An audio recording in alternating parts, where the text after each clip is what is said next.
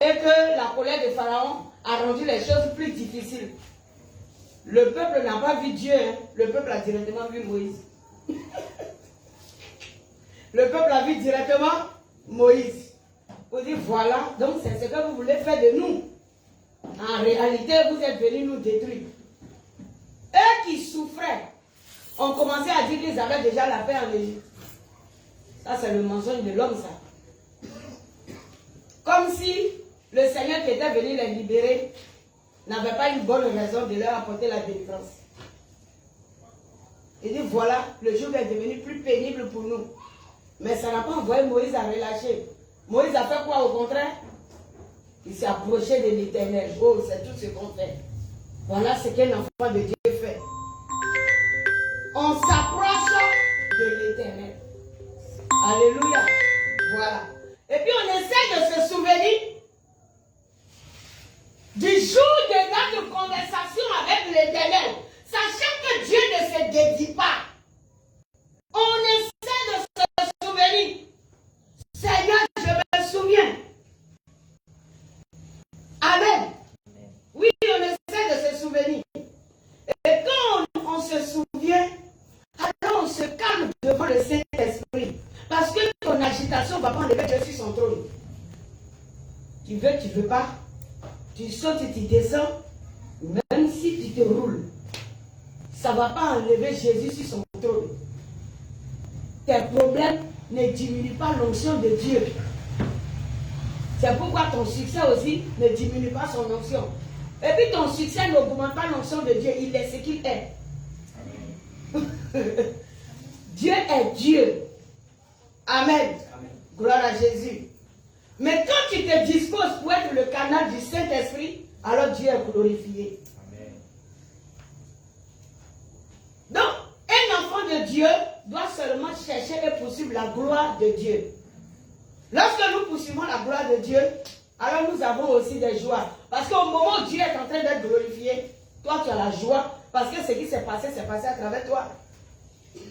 Ah, ou bien, si un paralytique a marché, qui a vu Dieu physiquement, on ne l'a pas vu, on dit Dieu a fait. Mais néanmoins, on dit tel serviteur là, aïe, où a fait?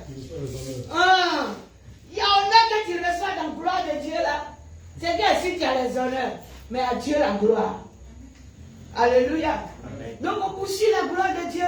Nous voulons que le Seigneur, à travers notre vie, notre marche, nos actes, nos paroles, nos décisions, soient glorifiés. Amen. Amen. Voilà ce que doit poursuivre un enfant de Dieu. Mais si tu veux regarder que la position où le Seigneur t'envoie apporte trop de difficultés, je ne veux pas. Je crois que tu serais en train de te détruire toi-même parce que ce Dieu-là sait ce qui est mieux pour toi. Amen. Amen. Même quand il dit dans sa parole, venez et plaidons, ce n'est pas pour annuler lui-même sa propre volonté.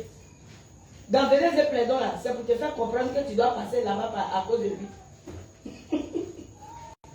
Gloire à Jésus. Amen. Si venez et plaidons annulait la volonté de Dieu, Jésus n'allait pas aller à la croix. Non, il n'allait pas aller à la croix. Parce qu'au moment où ça chauffait jusqu'à... Imaginez ce qui s'est passé à Gethsemane. Le jour-là, le monsieur sur son trône est devenu comme un bobo et puis un sourd-muet. Est-ce qu'il lui a donné réponse? Il ne lui a pas donné réponse. Le Seigneur a cherché Dieu. Il y a des gens qui ne peuvent pas comprendre ça. Il dit, ah, le Seigneur encore il cherche Dieu. Lui, c'est ça. Le Seigneur a cherché Dieu dans le jeûne et prière. Oui, le Seigneur a cherché Dieu. Ah, ça là, c'est ici là. On va vous expliquer ça là. Oui. Maman dit le Seigneur a cherché Dieu là. Il est cherché dans son corps, donc bien dans son état Dieu. Dieu cherche Dieu. Comme on dit, comme la Bible dit, il était 100% homme, 100% Dieu. Oui. Son côté qui cherche Dieu. Tu as dit 100% homme aussi, non? Tu as dit 100% homme. Qu'est-ce qui a coulé le sang à la croix? C'est homme là. C'est homme là qui a coulé, non? C'est homme là qui a coulé son sang. Mais c'est lui qui voulait couler son sang là qui sentait douleur. Est-ce que c'est Dieu là qui sentait douleur? Est-ce que c'est son côté Dieu qui sentait la douleur? Donc vous voulez quoi? Les deux natures cherchaient Dieu. L'Éternel dans toute sa nature se cherche. Parce que quoi? La divinité suprême est Dieu. Donc Dieu lui-même n'obéit qu'à Dieu. C'est pourquoi Dieu n'agit pas hors de sa parole. Quelqu'un m'a compris? Dieu obéit à Dieu. Oh Jésus. Pourquoi? Parce qu'il ne peut pas obéir à quelqu'un d'autre au-dessus de lui. Donc vous voulez qu'il fasse quoi? Il n'y a pas de suprême. Si lui-même ne doit pas pouvoir obéir à lui-même, c'est qu'il ne peut pas nous envoyer à cette obéissance. Quelqu'un est en train de comprendre? On s'obéit à soi-même d'abord. C'est comme quelqu'un rentre chez lui et puis dit j'aime que ma chambre soit propre. Qui est la première personne qui donne la propriété à la chambre? C'est toi-même. C'est tout. Il n'y a pas de problème, c'est toi-même. Et toute personne qui vient, lorsqu'il veut déranger quelque chose, tu peux maintenant le reprendre. Pour dire non, j'aime que ma chambre soit propre. Donc je suis la première personne qui met une propreté dans cette chambre. Voilà ce qu'est Dieu. Alléluia. Amen. Donc Dieu ne se désobéit pas. C'est pourquoi il ne veut pas qu'on lui désobéisse.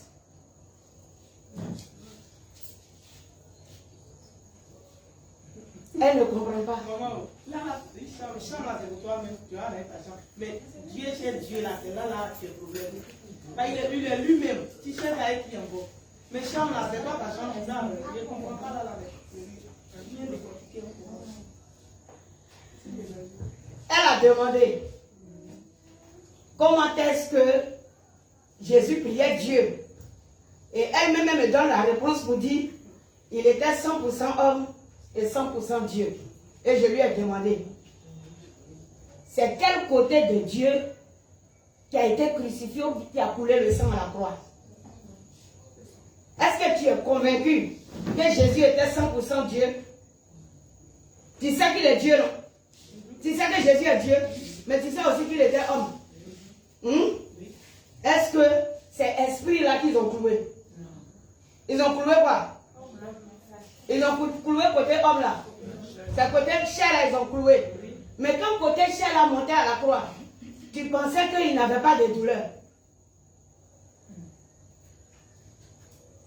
C'est à cause de ça que vous n'arrivez pas à obéir à Dieu. Parce que vous pensez qu'il n'a pas souffert. Vous pensez que le côté qui s'est offert pour voir la croix n'a pas eu de souffrance. Vous dites que non, comme il est déjà Dieu, là il n'a pas eu de souffrance. C'est faux. C'est faux. Il a connu aussi la souffrance. La Bible n'a pas dit que Jésus a connu la souffrance. Il n'a pas dit que Jésus a été tenté. Et puis il a dit en toutes choses. Donc la Bible ne va pas nous signifier que les femmes l'ont brequé. Parce qu'il n'était pas laid, il était beau. Très beau. C'est ce que la Bible nous dit. On dit qu'il était beau. Très beau. Ses cheveux sont blancs comme la neige et descendaient le long de son épaule. Il était beau plus que merveille. Éclatante était sa robe. Ah, il a sa beauté. Merveilleuse beauté. Il n'est pas venu sur la terre avec son œil positionné à la place de son menton. Il n'avait pas de déformation. Oui. Ah, ok. Il n'avait pas de déformation. Oui. Maman, moi, si je veux bien comprendre dans les jardins de Gethsémani, c'est le côté homme de Dieu là qui cherchait Dieu, non? Voilà, c'est ce que je veux comprendre. Dis-toi ça. Le côté homme cherchait Dieu. Ça veut dire qu'il priait Dieu pour pouvoir accomplir le plan de Dieu. C'est tout. Lui-même, il prend ses disciples. Le côté homme nous a montré comment est-ce qu'un enfant de Dieu doit marcher en un mot. C'est tout. Il a dit à Pierre, je pouvais appeler mes anges pour venir mener bataille ici. Mais ce n'est pas ça. Parce que quoi? On connaît le plan de Dieu.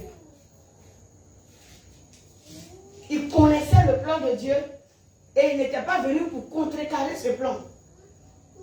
Il était venu pour accomplir. Donc toi-même, tu es né pour accomplir. Tu as été sauvé pour accomplir le plan de Dieu. Ouais. Est-ce que quelqu'un qui sait qu'il est sauvé pour accomplir le plan de Dieu? Ah oui, c'est ça. Sinon tu pourrais dire, mais le Seigneur m'a envoyé. Normalement, si les gens viennent et puis veulent m'embrouiller, le feu doit quitter au ciel et puis les consumer en même temps. Quand tu te fatigues, même souvent il peut permettre même que la flèche du sorcier vienne te trouver pour te dire que les gens te combattent dehors. Simplement, pour te dire les gens te combattent dehors, il envoie la flèche te toucher un peu. Quand il réalise la flèche qui t'a touché et que tu te mets à prier, le Seigneur est content parce qu'il sait que en toi-même là, tu le connais. Tu pouvais ne pas te mettre à prier et aller chercher une autre manière de te défendre. Le Seigneur aime voir quand ses enfants le reconnaissent au milieu de leurs difficultés. Tu cries Seigneur. Il dit, je ne vous ai pas donné un esprit de timidité, mais un esprit de force par lequel vous criez à bas père. Ça veut dire que quoi? Vous vous mettez au devant de moi pour mener vos différents combats. C'est ce que ça veut dire. Vous criez à bas père. Là, il n'y a pas de timidité. C'est un esprit de force. Ce n'est pas un esprit de nonchalance qui mène un combat spirituel. C'est un esprit de force qui mène le combat spirituel. Ce n'est pas vos esprits qui répondent vite aux gens, qui fait palabre avec eux, qui les incitent là. Ce n'est pas l'esprit, quand il finit de parler en langue, il insulte les autres, ou bien il saute clôture là, ce n'est pas de ça on parle. Quand l'esprit, même après avoir parlé en langue, saute clôture, même il est encore timide. Il n'a pas la force que le spirituel demande. La force du spirituel regarde clôture là, et puis il le méprise, il ne lui dit rien. Parce que la clôture n'est pas dans son programme. La clôture n'est pas dans le programme de la force spirituelle. C'est quand on est enfant qu'on a mené ce genre de combat. Mais quand on devient fils de Dieu, il y a d'autres combats qui se mettent au devant de nous. Quand tu es encore à l'état où je tombe, je me lève un peu. Tu ne peux pas changer de combat. Tiens. Je tombe un peu, je me lève un peu, je tombe un peu, je me lève un peu. Il faut rester là. C'est-à-dire que toi, sauce graine avec pour le dedans, ça ne t'arrange pas. Que c'est café, toujours on doit mouiller pain pour mettre dans ta bouche là. C'est là-bas seulement quand tu veux te nourrir. Mais il faut te dire que trop de café matin, midi, soir, tu vas créer diabète dans ton corps. Il te faut la nourriture solide. Imagine toute l'année, tu ne bois que du café. Quoi qu'il y ait de la vitamine dans le lait, tu vas te créer problème.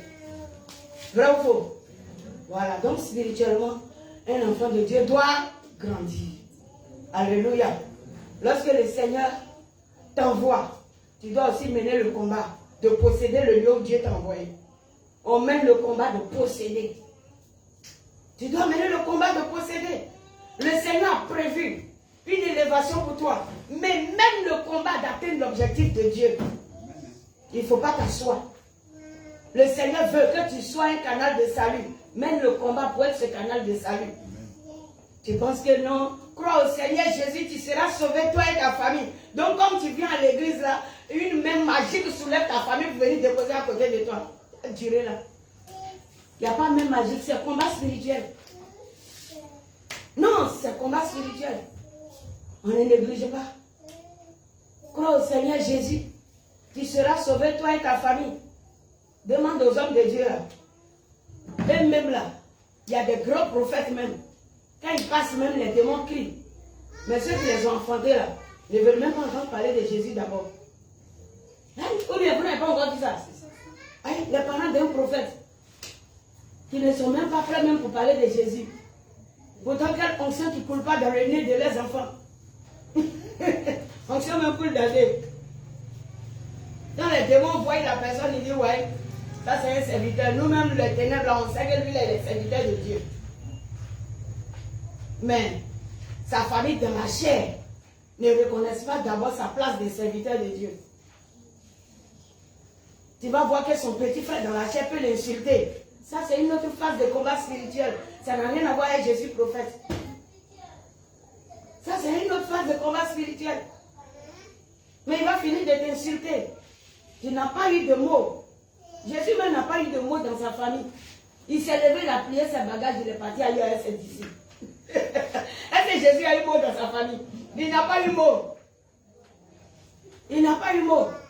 Ce sont ses frères qui lui ont dit, médecin, sauve-toi toi-même. Ça veut dire que les malades qui sont venus de l'île prière. Il faut nous laisser. Hein? Médecin, sauve-toi toi-même. Tu as fait quoi ici dans ta famille? Nous-mêmes on souffre ici. On n'a pas encore vu ton onction. Les frères de Jésus là, ils lui ont dit tellement de choses.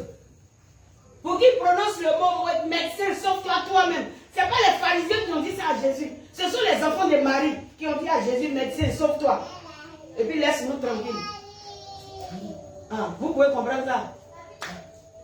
Mais si on veut prendre l'analyse humaine, comme on sait que Jésus est Dieu, pour nous là, non, quelqu'un ne peut pas prononcer un mot sur sa vie. En même temps, s'il fait comme ça, ta tête est fendue en deux. Ça là, c'est pas combat spirituel. Dieu ne mène pas combat de cette manière.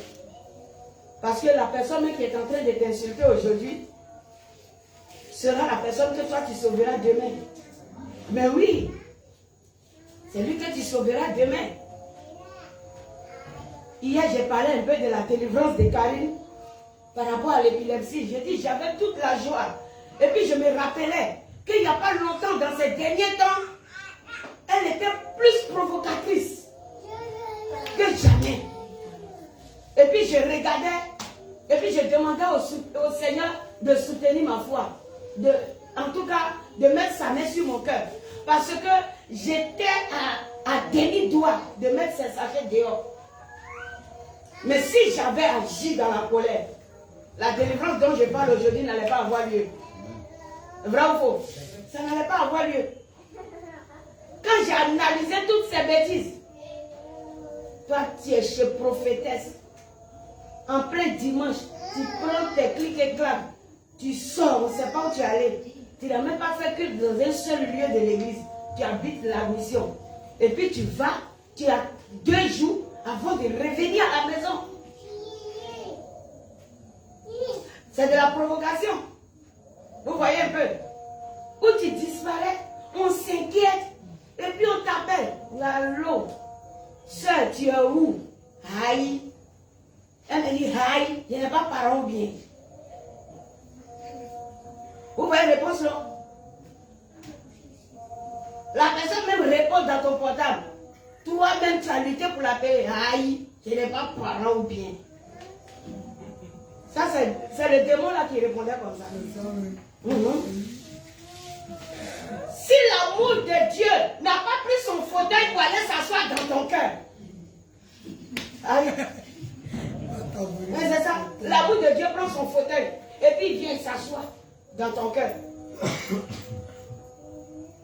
Pour te dire, cette personne-là n'est pas loin d'une délivrance. Quand la personne qui doit être libérée par toi commence à faire des caprices, il faut comprendre que la délivrance n'est pas très loin. Ah, qu'il nous donne la force, non? C'est comme ça. Moïse était allé libérer Israël. Parce que les Israélites n'ont pas loupé en Égypte. Ça vous arrange? C'est ce que vous voulez, non? Pharaon a augmenté les jours. Imaginez les mots qui sont sortis. Peut-être que la Bible ne pouvait pas écrire tous les mots d'injure qui ont été prononcés envers Moïse. En bon. L'œuvre de Dieu n'est pas facile, n'est-ce pas? C'est comme ça. Jésus nous a montré tous ces exemples-là. Il arrive. On veut le lapider. Il est Dieu. Il dit à ses disciples, partons d'ici, mon heure n'est pas arrivée. C'est vrai qu'ils vont me lapider. Mais ce n'est pas aujourd'hui, là, Dieu a prévu qu'on me lapide. Donc, par là, ça, là, je ne fais pas. Allons-y. Je sais que souvent, le plus les apôtres pouvaient lui demander, Mais toi là, tu es à côté de nous, tu dis tu es Dieu là. Tu ne peux pas faire un miracle pour fermer la bouche de ceux-là même. Amen. La Bible n'a pas besoin de nous dire que non, les disciples s'étonnaient souvent de certaines choses pour poser des questions à Jésus. Mais lorsque nous on médite la parole de Dieu là, il y a des choses qu'on comprend quand même. On sait qu'ils ont posé question. Et selon les questions là, cette réponse qui est sortie là, ça dépend de la question qu'ils ont posée à Jésus. Il y a des réponses de Jésus que la Bible nous a données, sans même nous dire la conversation qui a eu lieu entre Jésus et ses disciples. Tu vois? Où les disciples et Jésus étaient arrivés dans un lieu, je me souviens bien, où ils sont allés chercher un hôtel, n'est-ce pas? Les disciples ont devancé Jésus pour dire, ils vont aller chercher hôtel dans une ville, n'est-ce pas? Et puis arriver là-bas, parce qu'ils étaient juifs, propriétaire de l'hôtel là, a dit qu'il ne leur donnait pas place. Ils sont revenus vers Jésus pour dire, il faut nous donner l'ordre, on va aller proclamer que le feu quitte au ciel pour brûler son hôtel. Ils ont dit ça, non? Voilà. Et ils étaient dans la chair. C'est pas leur affaire. Ils ont vu que non, il y a un homme de pouvoir qui marche avec eux. Donc si quelqu'un fait malin, on utilise le pouvoir, on le détruit en même temps. Mon frère, onction, c'est pas pour tuer les gens que tu as appelés. Amen. Dis à ton frère à côté de toi, onction là n'est pas pour tuer ton prochain. Amen. C'est pour combattre l'ennemi. Amen. Jésus lui a dit, vous ne savez pas ce que vous dites. C'est vrai, il ne savent pas ce qu'il dit. Vous ne savez pas ce que vous dites. Donc c'est ça. L'Esprit de Dieu comprend différemment de la chair. Alléluia. Donc, Dieu, il est un Dieu de mystère. Quand il te dit qu'il est à la fois Dieu et homme, ne sois pas troublé. Si tu es troublé, tu n'as pas encore connu ce Dieu-là. Il est mystère. Tout de suite, quelqu'un peut quitter de nulle part, entrer ici, finir de nous parler, puis sortir. Le corps ne sait rien. Dieu est venu nous parler, puis il est parti. Dieu, il est esprit. Ne faites pas, je vais rentrer dans votre dimension et puis laisser mon texte. Dieu est esprit. On n'est pas venu pour parler des dimensions de Dieu. C'est ça. Sinon, si on veut décrire les dimensions de Dieu, tu vas trouver que Dieu a une dimension même, non, que l'homme ne peut pas toucher. Oui. On dit on va en eau profonde, hein. Mon frère, ton eau profonde là même, là, il y a où ton ciment est bloqué, puis ça s'arrête. Eau profonde.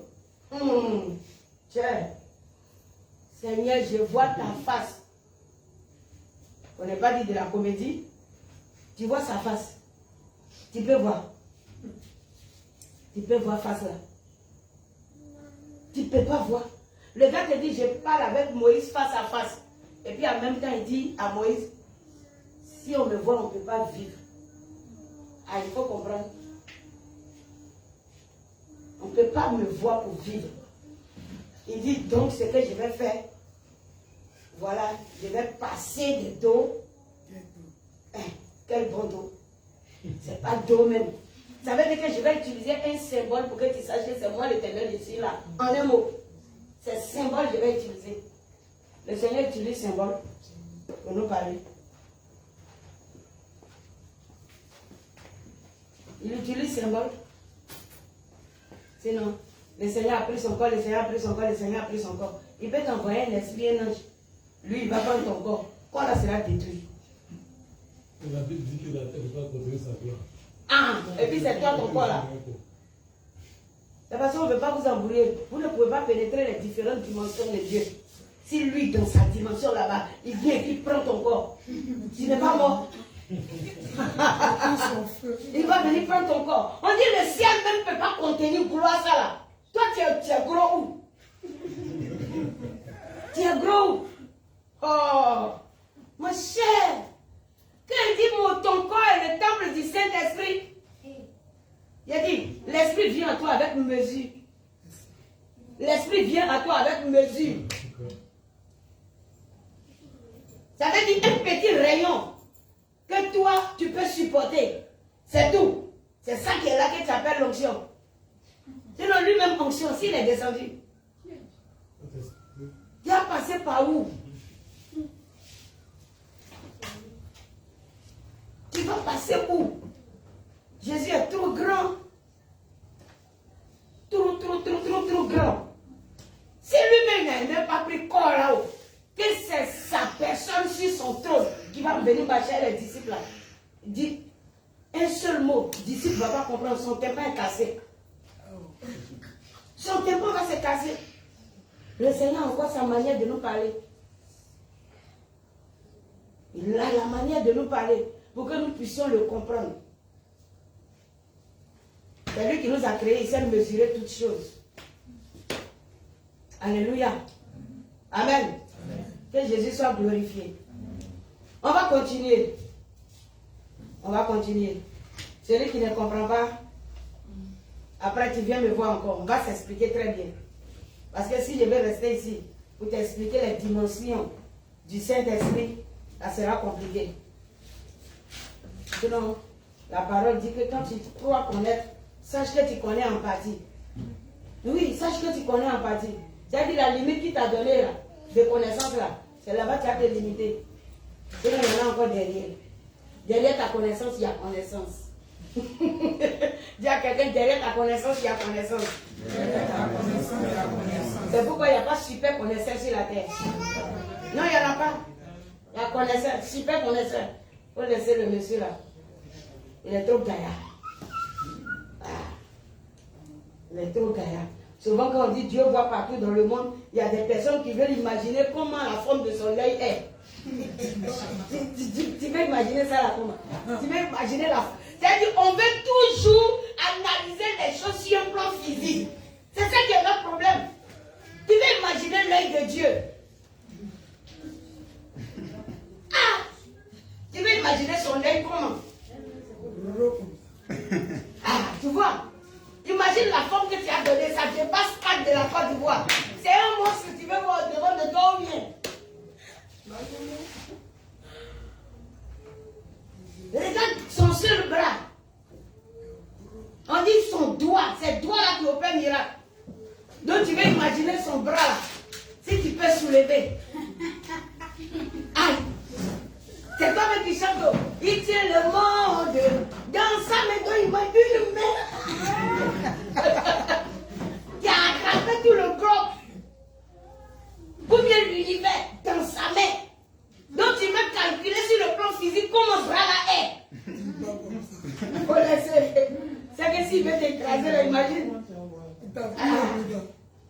Tu veux imaginer sur le plan physique la forme de son bras. La Bible nous décrit toutes ces choses-là pour nous parler au fait de sa puissance. Amen. Il ne faut pas chercher à imaginer sa forme. On veut nous parler de sa puissance, de sa force, de son autorité, de ses dimensions élevées. C'est de ça la parole veut nous parler. Sinon, Dieu ne décrit pas ces choses-là pour te dire, il faut calculer son œil, il est comment, le globule qui est à l'intérieur, il est comment. Ah, et le noir qui est dedans là, pour lui est comment? Il faut laisser ça. Il est Dieu. Il est Dieu. Divinité suprême. Ah, ce mot-là, c'est lui qui m'a dit ça. Il dit les divinités suprêmes. Ça veut dire qu'il y a des divinités là. Mais lui, il est le suprême, au-dessus de toute divinité. Gloire à Jésus. Amen. Au-delà de lui, il n'y a rien. C'est en dessous de lui qu'on trouve tout. C'est pourquoi il ne s'obéit qu'à lui-même. Sinon, il n'y a pas un supérieur. Il n'y a pas de supérieur. Que Jésus soit glorifié. Amen. On va au verset 14 de notre livre d'Exode. On va au verset 14. On dit quoi? Oui. Exode. Exode.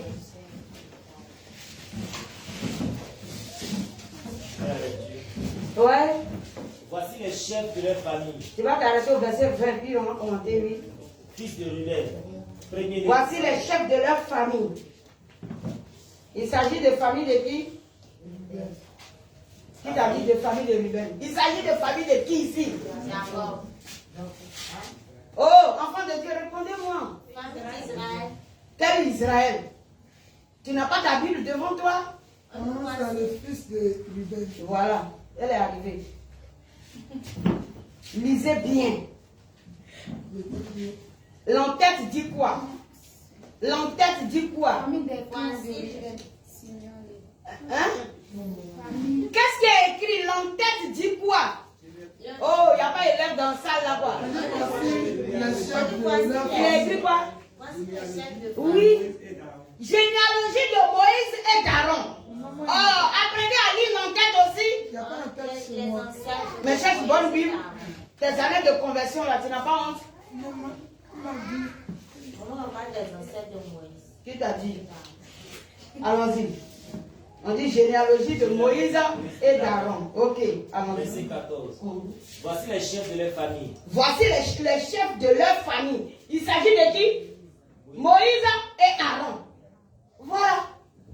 C'est important. Même quand tu médites la parole de Dieu et que tu arrives à quelque part où les noms sont écrits seulement, il faut les lire.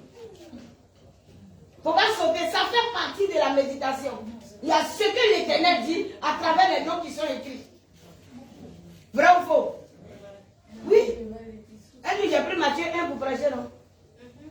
Ah bon. J'ai prêché sur Matthieu 1, généalogie de Jésus. Fils d'Abraham, fils de David, n'est-ce pas? On a prêché sur la généalogie. Donc les noms là, on peut prêcher dessus. Allons-y. Voici les chefs de leur famille. De leur famille. Fils de Ruben, premier-né d'Israël. Fils de Ruben, premier-né d'Israël. Ici, qu'elle a dit premier-né d'Israël. Il s'adresse à qui? Merci, sois béni. Tu es dans la révélation. Quand il dit Ruben, premier-né d'Israël, il s'adresse à Jacob qui a reçu le nom Israël. Je vous ai expliqué ça déjà une fois. Quand on a commencé la méditation d'Exode, n'est-ce pas? Il y a là où le Seigneur dit Israël en parlant de Jacob, et il y a là où il prononce Israël en parlant de lui, son peuple. Donc on continue. Fils de Ruben, premier-né d'Israël. Enoch, Palu, Esdron. Enoch, Palu, Esdron et Carmi. Ce sont là les familles de Ruben. Ça, ce sont les familles de Ruben. Fils de Siméon. Fils de Siméon. Jémuel. Jémuel. Jamais. Jamais. Ouad. Ouad. Jacquin. Jacquin. Et Socha, oui. Et Saul, fils de la Cananéenne. Et Saul, fils de la Cananéenne. Il a fait ça quelque part. Oui, Ce sont alors. là les familles de Siméon. Ça fait deuxième enfant. Voici le nom des fils de Lévi. De Lévi. Avec leur postérité. Gershon. Kehat. Kehat. Et Merari. Et Merari. Les années de la vie de Lévi furent de 137 ans. Les années de la vie de Lévi furent de 137 ans. Fils de Gershon. Libni. Oui. Et Shimei. Et leur famille. Oui. Fils de Kehat. Amram. Jitséa. Allons-y, frère. Hébron. Uziel. Les années de la vie de Kehat furent de 133 ans. Fils de Merari. Oui. Machli. Et Michi. Ce sont là les familles de Lévi avec leur postérité. Abraham prit pour femme Jochebed. Amram. Et pour femme Jochebed. Amram, c'est qui? Le père de Moïse. Il s'appelle Amram. Ok, allons-y. Abraham prit pour femme Jochebed. Satan. Et elle lui enfanta Aaron. Et Moïse. Les années de la vie d'Abraham furent de 137 ans. Oui. Fils de Jitséa, Corée, Népheg et Zikri. Fils d'Uziel, Michaël, Michaël, Safan Safan et Sitri.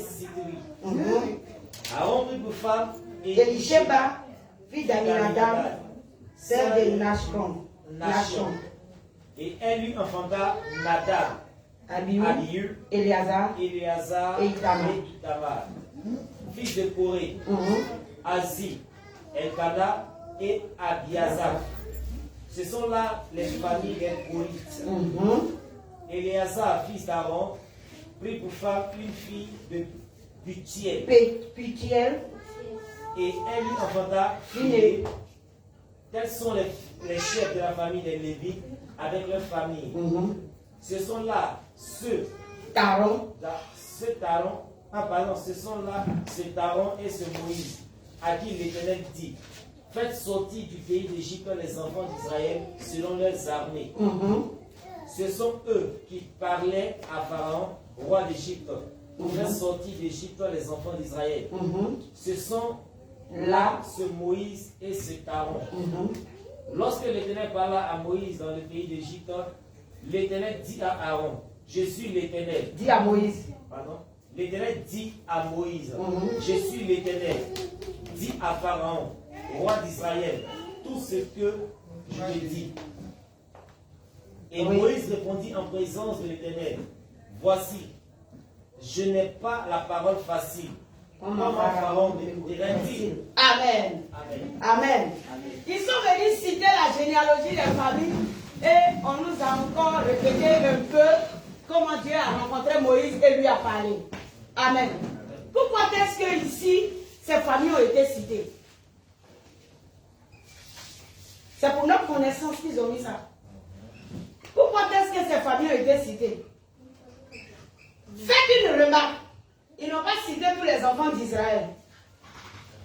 Sinon, Israël lui-même a eu 12 fils. N'est-ce pas? Il a eu 12 fils. Il y a eu Ruben le premier.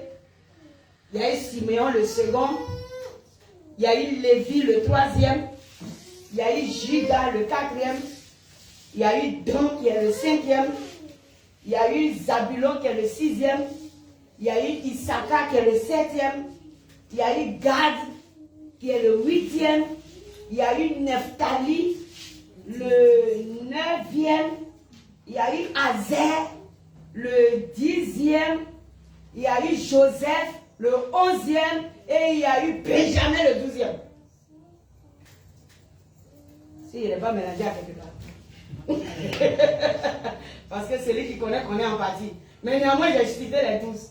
Qui peut citer les 12 comme moi? Yeah. C'est pas facile, hein? Non, mais apprenez à connaître ces choses. Gloire à Jésus. Voilà. Et ici, le Seigneur a cité combien de descendants? Je vais vous envoyer à comprendre quelque chose. Il a cité combien de descendants? Oui. 3. Sois béni, frère. Il a cité 3. Quels sont les 3 que l'Éternel a cités? Il a cité Ruben. Ruben était qui? Le premier né. Amen. Après Ruben, il a cité Siméon, qui était en même temps le cadet qui suivait. Après Siméon, il a cité qui? Lévi. Après Lévi, il a cité qui? Il n'a pas cité quelqu'un.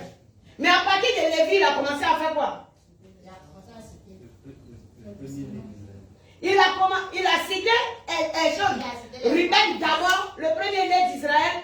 Après Ruben, il a dit les descendants de Ruben un peu, puis il a coupé. Après ça, il nous a parlé de Siméon. Voici ses enfants, il a coupé.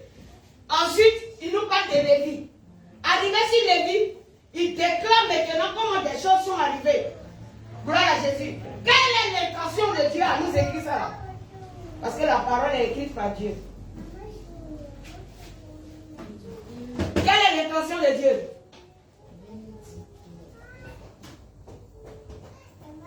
Oui, grâce. L'intention de Dieu, le prophète et les sacrificateurs de la tribu de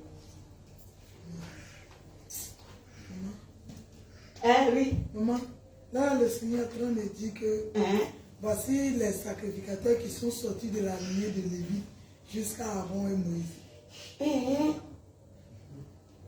Vous êtes en train de nager. C'est quoi le Seigneur veut nous faire comprendre?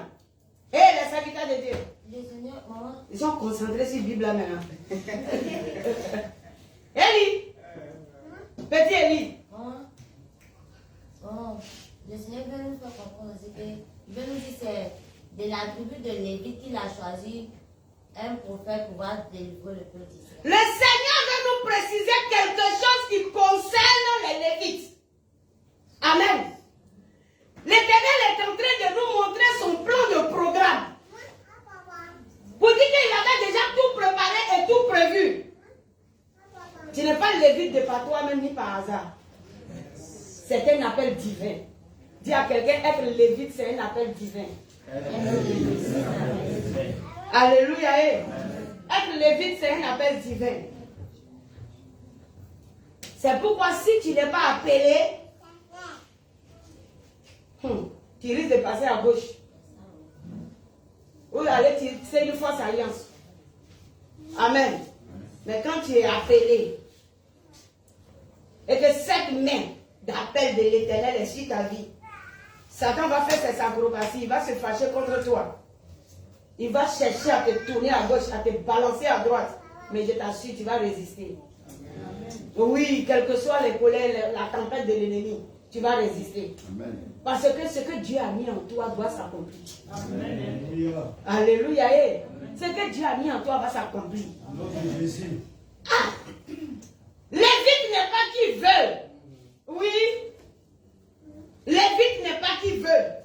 Mais Lévite est celui que le Seigneur a prédestiné depuis là-haut. Gloire à Jésus. Donc on ne tient pas le micro parce qu'on est joli derrière la chair. Waouh. Ce n'est pas la beauté que tu as derrière la chair qui fait de toi un beau prédicateur. Amen. Lorsque Jésus appelle, il appelle. Moïse était de la lignée des Lévites. Le Seigneur n'a pas pris n'importe où. Sinon, beaucoup d'Israélites sont restés en Égypte là-bas. Et là-bas, Dieu pouvait déjà choisir. La vie de Moïse est chose, comment l'appelle-t-on? Une vie déjà construite par l'Éternel. C'est pourquoi, quelle que soit la persécution du temps de sa naissance, Moïse ne pouvait pas mourir. Non, des gens sont morts. Il y a eu des pleurs un peu partout dans les familles. C'est ce que Dieu a prévu dans la vie de Moïse, qui a donné la sagesse et l'intelligence à sa maman pour le garder. Le Seigneur avait déjà tracé tout son plan. Amen. Et quand les temps sont arrivés, ce que Dieu a dit dans la vie de Moïse, alors c'est accompli. Alléluia. Tant que tu aimes Dieu, le projet de l'Éternel pour ta vie va s'accomplir. À moins que toi-même tu ne le veux pas.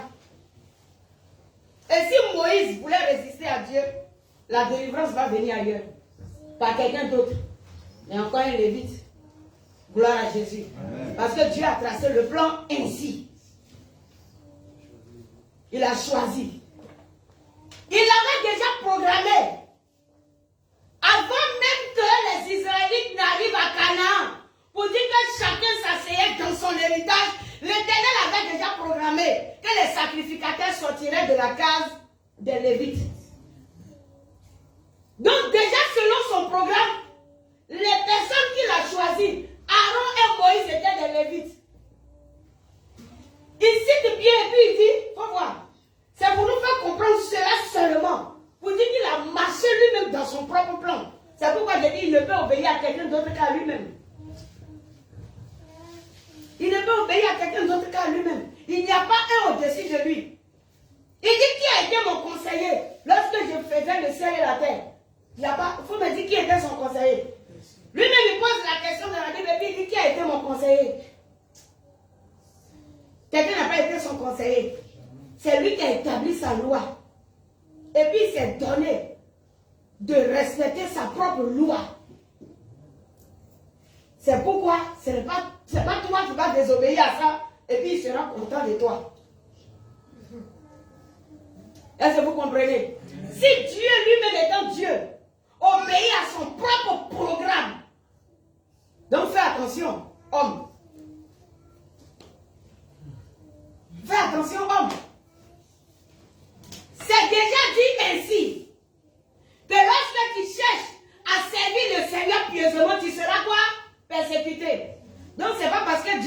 sur la terre pour nous montrer comment servir Dieu, qu'on n'allait pas le persécuter. Son programme dit, tu veux servir pieusement, on te persécute. Donc la persécution de Jésus, là, c'est pas fait. C'était clair. S'il n'avait pas été persécuté, la chose était contre alors la parole de Dieu. Rien ne doit contredire la parole. Parce que la parole elle-même ne se contredit pas. C'est pourquoi rien ne doit venir la contredire. Ta position ne va pas contredire la parole. Quand on voit des hommes de Dieu en train de laver tous les fidèles en plein culte. Ah, là, ça c'est encore une autre action prophétique bizarre. L'action prophétique, mais aïe, vraiment, hein, prophétique ça là. Si moi je peux prier sur l'eau de bain là, pour appeler ton mari pour dire va laver ta femme, ça ne contredit pas. Là, il n'y a pas de problème. Si tu veux, mets Bible d'onction, mets tout. Et puis dis au mari là, va laver ta femme. Si elle n'est pas mariée, qu'elle se lave elle-même.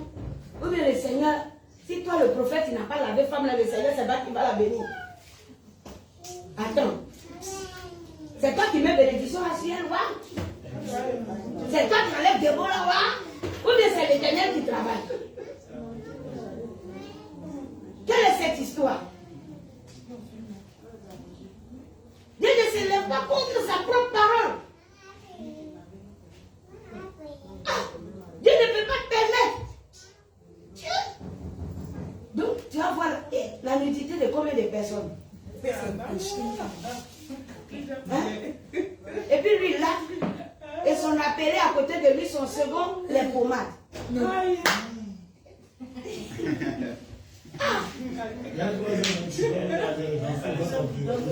un autre qui donne ta leçon. Voilà, parce que son dessous là, tout est changé. Donc, il y a un autre qui l'a dit, tiens, c'est le dessous de la PO.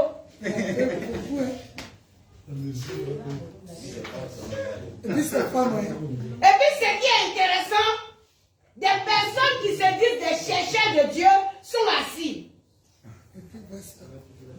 Il est dit avec leurs facultés, ils ne sont pas bêtes, ils ne sont pas fous. L'église est remplie.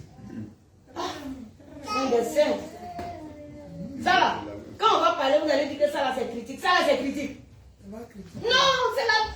Parlons de la vérité selon la parole. Ça là c'est critique. Ah! Maman, ça va dans le doux, c'est dans le public là.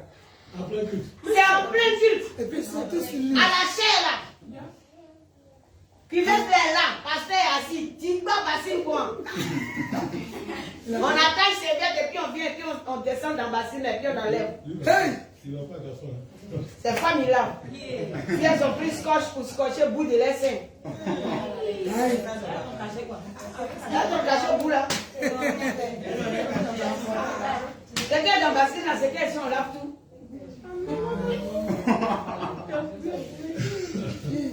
Et là où au pouvoir de la scène, elle met bien en haut point. Et puis elle passe à l'appeler maintenant. Ah, elle appelée de la mission,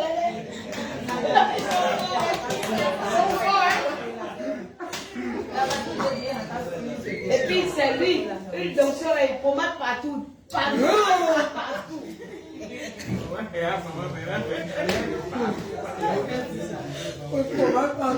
Oui. Et puis, non, vous voulez aujourd'hui que les hommes de Dieu deviennent vos féticheurs, quoi. Ah! Peuple de Dieu, vous êtes méchants. Vous voulez que les gens deviennent des féticheurs. Vous voulez envoyer les hommes de Dieu en enfer. Parce que c'est ce que le peuple aime voir. C'est ce qu'ils veulent voir. Et ça les arrange.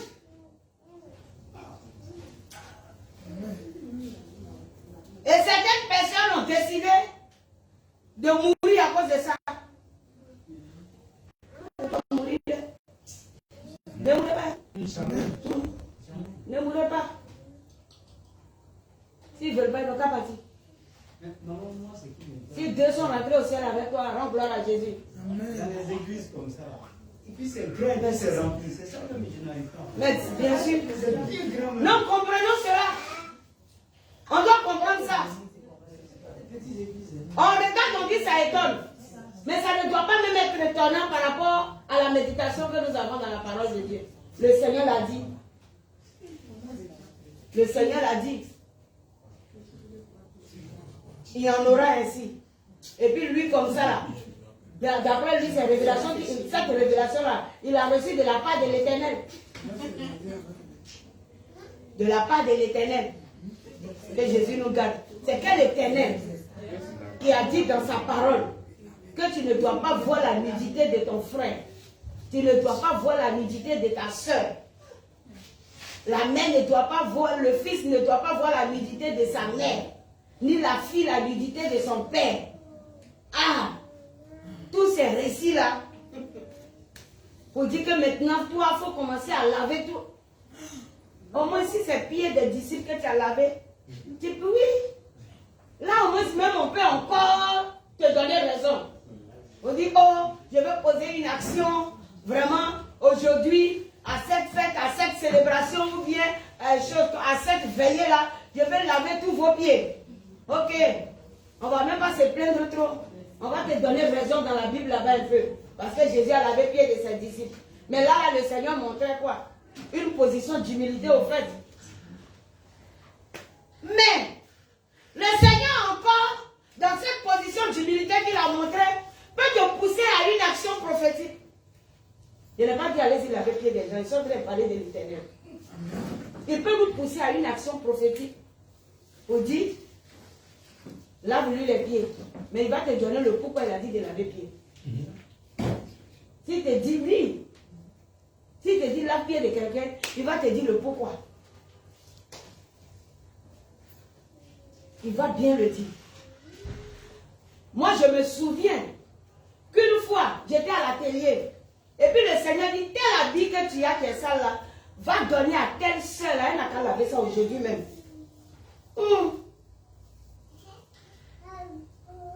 Seigneur, tu veux faire quoi avec ça? Il dit, va lui donner seulement. Et ça, c'est ce que je vais faire. Et puis j'ai pris habit là. Et si elle allait trouver la soeur, elle dit, pardon, il faut me laver mon habit ça là, je vais porter demain. Ah maman, il faut chercher autre chose. Donc le Seigneur voulait seulement, à partir d'un acte d'obéissance, opérer une délivrance dans sa vie. Chasser un esprit de stérilité qui était positionné. Il faut voir. Souvent, on ne peut pas comprendre Dieu. Tu vois. Mais je ne vais pas prendre ça pour donner à des personnes comme enseignement pour dire, donnez vos habits aux fidèles, ils vont laver, puis stérilité va partir. C'est pas la même chose. Est-ce que ça veut dire que pour chasser des démons, moi je ne prie plus pour les gens, que ce sont mes habits, ils doivent laver? Ah bon. Donc elle a contesté jusqu'à... Elle dit c'est le lendemain, elle va laver. Lendemain, il a insisté, il faut laver. Et demain, il faut laver. Elle dit demain. Jusqu'elle a laissé demain à trouver. Puis le Seigneur m'a donné maintenant la prophétie. Il dit voilà ce qui devait arriver. C'est moi l'Éternel, j'avais dit de laver. Donc là, il fallait gêner maintenant pour demander pardon à Dieu.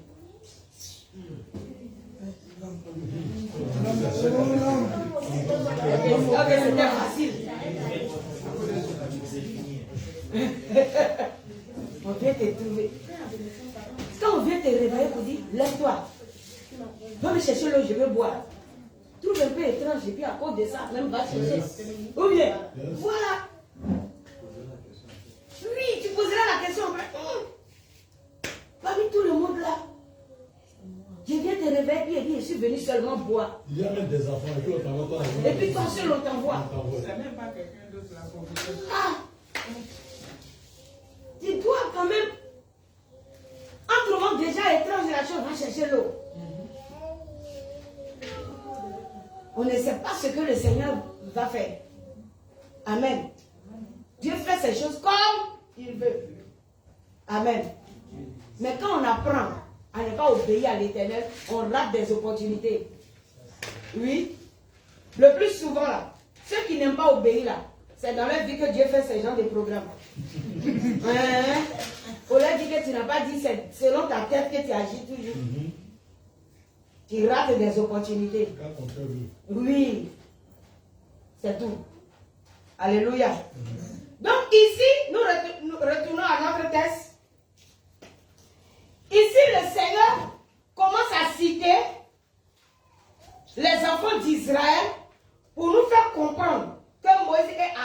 choisis sont déjà de la famille des sacrificateurs.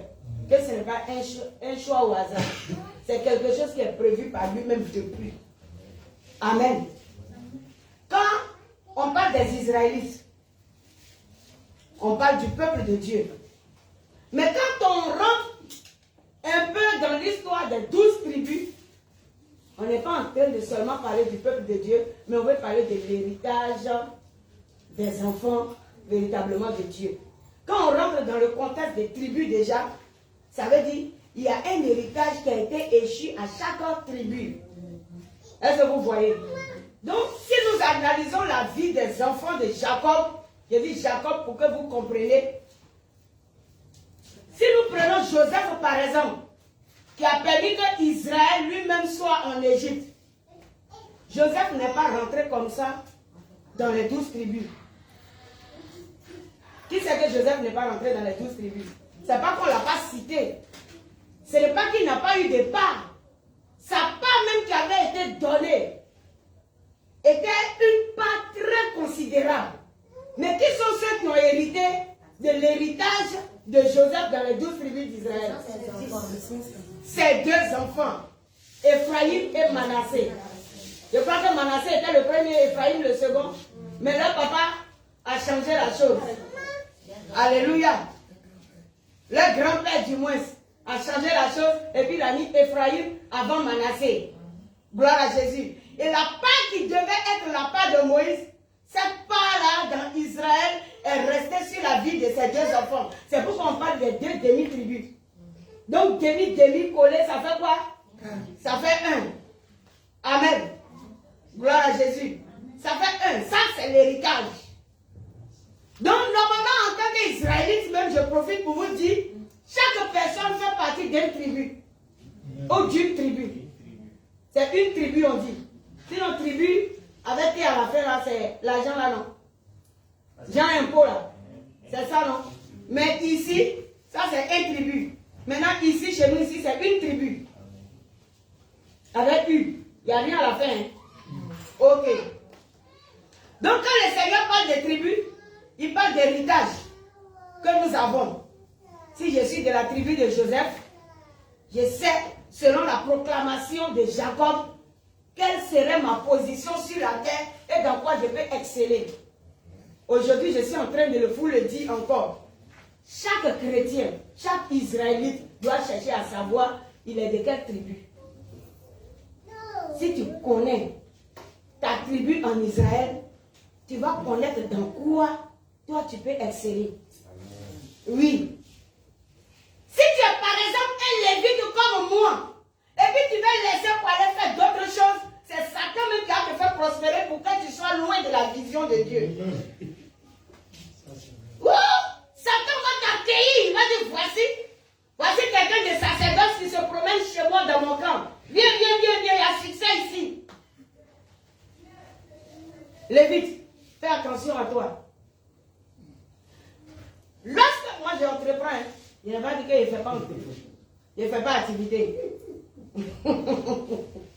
Mais tu dois faire attention à l'appel. Quand l'activité est là, on fait attention à l'appel. Ça peut aller non? Ah bon. Il y a attention à l'appel. Gloire à Jésus. Amen. Si tu es en train de poursuivre une activité, il faut que ça soit dans le but de faire soi-même l'appel. Si tu n'as pas le projet de faire soi l'appel, tu vas échouer. Donc, travaille dans la vision de Dieu et non dans la distraction du diable. Moi, j'appelle là-bas la distraction. Alléluia. Parce que si tu prends une ferme résolution, Satan n'est pas plus fort que l'Esprit de Dieu en toi. Non, Satan n'est pas plus fort que l'Esprit de Dieu en nous. Donc, quand tu t'en vas te perdre là-bas, c'est parce que toi-même là, tu as résolu de te perdre. Sinon, l'Esprit qui est en toi est supérieur. Gloire à Jésus. Amen. Satan peut planifier ces choses. Mais il ne peut pas t'envoyer à l'échec tant que toi tu es en esprit avec Dieu. Alléluia. Amen. Tu peux arriver là-bas pour une activité. Il ne sait pas pourquoi tu es arrivé, pour combien de temps tu es là-bas. Il peut croire que tu es en train de te perdre. Au moment où il va se rendre compte, il a vu déjà que tu as pris son argent pour aller travailler. Parce que l'argent là, c'est pas pour lui en effet. C'est pas pour lui. Il est voleur depuis qu'il a été précipité, c'est un voleur. Rien ne lui appartient. Est-ce que vous savez que rien n'appartient au diable? N'est-ce pas? Il s'est accaparé des choses, n'est-ce pas? Gloire à Jésus. Tu sais ça, non? Mais toi aussi, il faut savoir ce qu'il faut prendre. Ouais. Il faut savoir ce qu'il faut toucher. Alléluia. Le Seigneur t'a donné la sagesse pour ça. Chaque enfant de Dieu doit chercher à savoir, je fais partie de quelle tribu.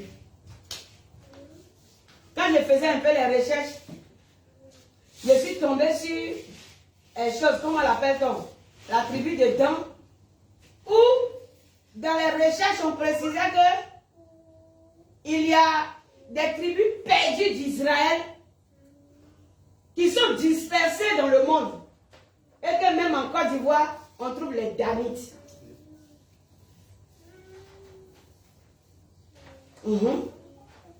Les Danites, ça veut dire que les Yacouba là, voilà, sont une lignée de la tribu de Dan.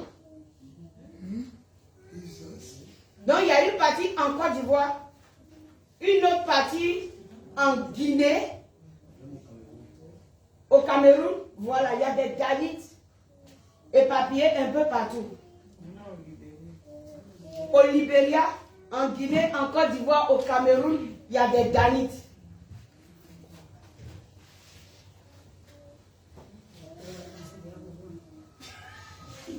Lorsque tu rentres toujours dans les profondeurs, il y a les choses, comment l'appelle-t-on? Les Siméonites aussi. C'est-à-dire les tribus sont un peu dispersées dans le monde entier. Plusieurs tribus sont dispersées.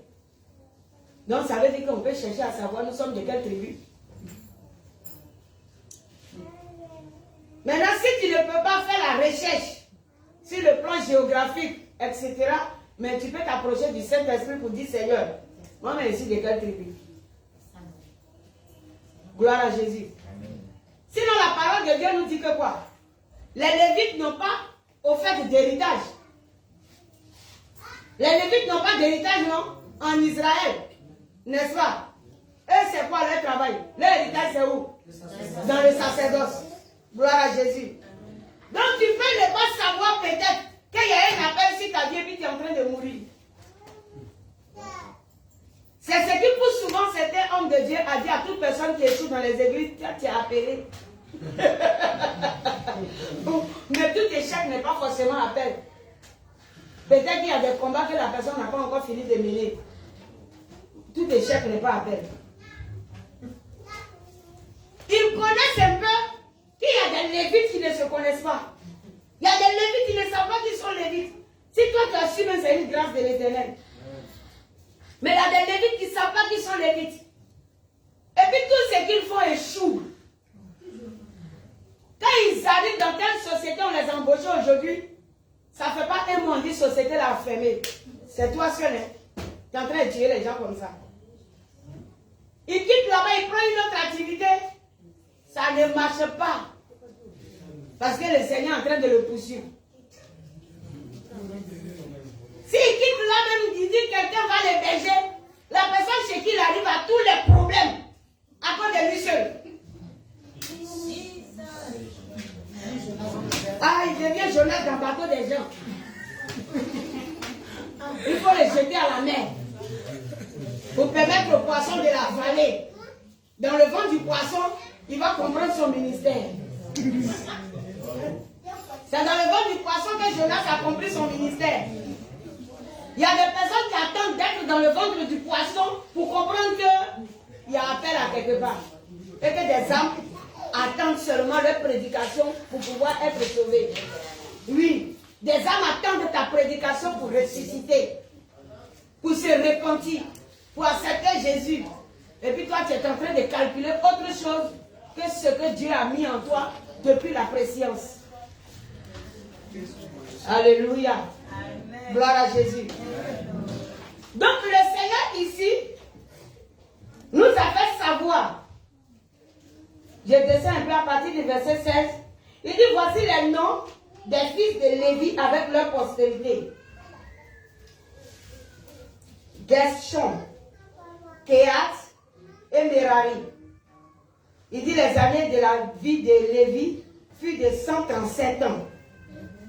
Et puis il est mort. C'est-à-dire au moment où on est en train de parler de Moïse là, Lévi n'était pas là. Mais Lévi continuait. N'est-ce pas? Voilà. Il dit fils de Gershon, Libni et Shimei et leur famille. Fils de Kehat. C'est toujours, Kehat aussi était un fils de Lévi, n'est-ce pas? Gershon c'était le second, non, ou bien le premier? Le premier. Maintenant, Kehat était le second. C'est le deuxième fils de Lévi qui est le grand-père de Moïse. Kehat est le père d'Amram. Tandis que Amram est le père de Moïse et d'Aaron. C'est Amram qui a marié sa tante Jochebed. Et elle lui enfanta Aaron et Moïse. Ça veut dire que ce sont les deux là qui nous intéressent. Sinon, ce ne sont pas les deux seulement qui sont nés. Gloire à Jésus. Pour préciser que Moïse et Aaron sont des Lévites. Donc, mis à part déjà pour le sacerdoce depuis leur naissance. Gloire à Jésus. On dit Amram prit pour femme Jochebed, sa tante, et elle lui enfanta Aaron et Moïse. Les années de la vie d'Amram furent de 137 ans.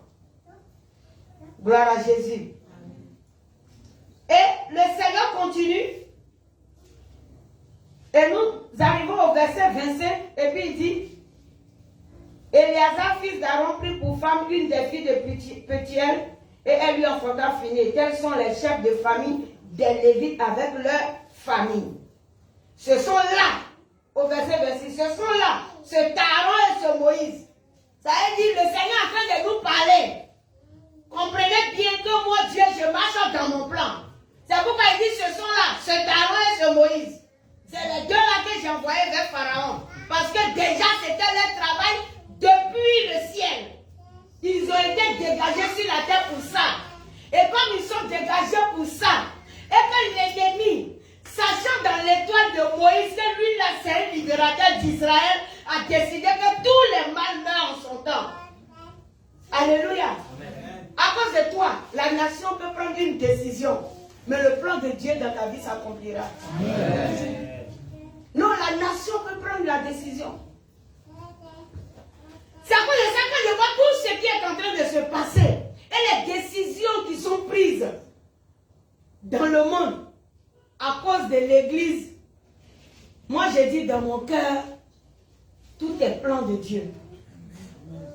Oui, tout est plan de Dieu. Si le Seigneur nous demande de prier pour un sujet, prions pour le sujet. Et puis avançons. Car celui-même qui réalise les choses, c'est l'Éternel, le Dieu des armées. Amen. Alléluia. Amen. Oui, prions pour le sujet. Et si une obéissance nous est recommandée de la part de l'Éternel, marchons dans cette obéissance. C'est tout. Fais ce que tu dois faire selon le Seigneur. Dis à quelqu'un, fais ce que tu dois faire selon le Seigneur. Fais ce que tu dois faire selon le Seigneur. N'agis pas avec tes propres raisonnements. Alléluia. Amen. Fais ce que tu dois faire selon le Seigneur. Le Seigneur appelle Moïse, il le prévient. Toi aussi, tu es prévenu. Le Seigneur t'accorde une délivrance, il te prévient. Je disais à ma fille Karine, voilà ce que le Seigneur dit dans sa parole. Il dit, lorsqu'un esprit sort d'un corps, et puis il s'en va. Mais il revient pour voir. C'est la parole de Dieu qui a dit ça, non? Voilà. Ce qui est écrit se réalise. Toujours, il s'en va. Il n'est pas content de partir. Mais il connaît la distraction dans laquelle tu aimes vivre. Donc il viendra pour regarder.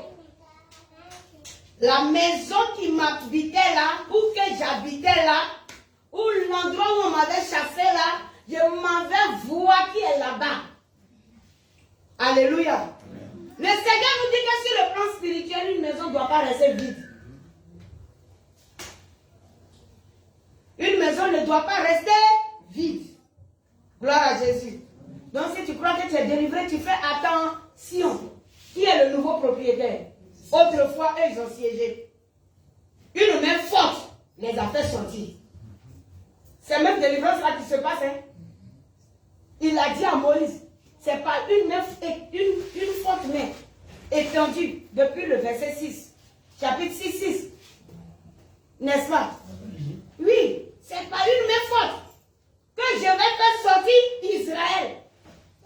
Donc c'est une main forte qui a permis ta délivrance. Alléluia. Mais après la délivrance, il dit quoi à Moïse? Je veux une seule chose, qu'ils soient mon peuple, et puis moi je reste leur Dieu. Ça veut dire qu'une personne doit maintenant prendre place dans cette vie, l'Éternel. Ils sont mon peuple, moi je suis leur Dieu. Maintenant s'ils refusent d'être mon peuple, ils vont retourner dans l'esclavage. Mais Jésus prévient pour dire, si l'esprit vient trouver que maison est vide, c'est vrai tu as balayé et puis il n'y a rien dedans. Il s'en va prendre cette autre plus méchante. Et la condition de la personne devient pire. C'est pourquoi on ne se presse même pas pour faire délivrance des gens. Annonçons-les Jésus. Le temps de la délivrance arrivera. Les premiers instants, c'est d'annoncer Dieu. Pour la vie d'une personne, les premiers instants, c'est pas se presser pour dire à un démon de sortir. Quand la personne même va commencer à s'appliquer dans le Seigneur et à connaître que l'Éternel est son Dieu, le démon partira. Oui, le démon partira. Mais si tu n'as pas compris, et que moi je vais te montrer le zèle de mon onction. Non, pendant les veillées, tous ceux qui traînent là, est-ce que c'est délivrance? C'est manifestation et jeu d'esprit. Oui, c'est jeu d'esprit. Le plus souvent, mais il y a des esprits qui se manifestent même pour te distraire. Si tu ne sais pas faire, ils vont te désorienter. Les démons là, c'est des menteurs. Pour ne pas partir pour te distraire, ils vont commencer à te dire de ces mots-là qui vont plaire à tes oreilles. Non, mais toi, tu es un homme de Dieu, tu es fort, hein? Pourquoi les écouter? Est-ce que tu l'as demandé quoi? Que tu es fort, hein? Je t'ai demandé quoi? Je ne t'ai pas dit de venir mesurer ma force. Oui. Est-ce que moi-même, je t'ai dit que je suis venu faire une pièce devant toi et fort, je suis fort? C'est l'Éternel qui est fort. C'est Jésus-Christ de Nazareth qui est le Tout-Puissant. Amen. Quand tu es face à des esprits, et puis ils veulent commencer peut-être à dénigrer des personnes et à qualifier d'autres, ferme sa bouche. C'est un menteur. Et c'est maintenant que tu veux nous révéler que quelqu'un vit mal. Le plus souvent, ça arrive dans les délivrances. Au lieu que nous soyons focalisés sur chasser l'esprit, nous voulons écouter maintenant ce que l'esprit veut dire par rapport à quelqu'un. Oui, c'est comme ça. Il dit, toi aussi, les gens me chassent, tu me chasses. Et puis après, les gens te chassent, je te chasse. Est-ce que c'est une personne qui est élevée ici? C'est au nom de Jésus que nous sommes en train de te chasser. Ce que je suis ou ce que je ne suis pas ne te regarde pas. Amen. Que je sois fort, que je sois faible, que je sois pécheur, que je sois sanctifié. Toi, esprit, je ne suis pas en train de te demander quoi que ce soit. Nous sommes en train de dire au nom de Jésus qu'un corps qui est là, que tu as pris là, tu dois libérer ça. Amen. Alléluia. Amen. Gloire à Jésus. Amen. Que le Seigneur nous bénisse. Amen. Amen. Et que ça